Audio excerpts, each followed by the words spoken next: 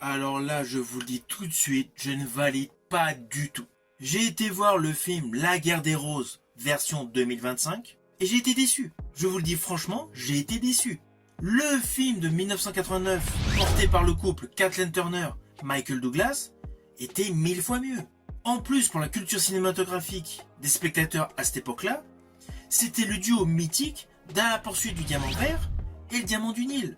Donc en fait, il y avait une relation de couple qui paraissait beaucoup plus crédible dans cette comédie noire de Danny DeVito.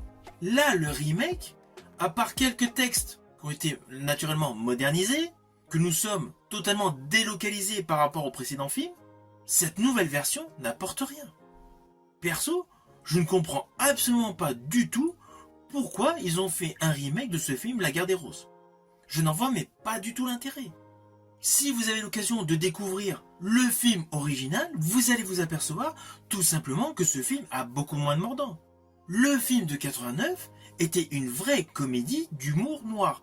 Là, ce film, version 2025, est tout simplement une comédie. Alors oui, les deux interprètes principaux sont excellents. Mais bon, ce sont des acteurs de talent. Mais en dehors de leur prestation, qui est plutôt bonne, le film est plutôt moyen. Autant vous pouvez prendre plaisir à revoir plusieurs fois le film de Danny DeVito de 89, ce film de 2025, une fois qu'on l'a vu, c'est bon quoi, voilà, on passe à autre chose.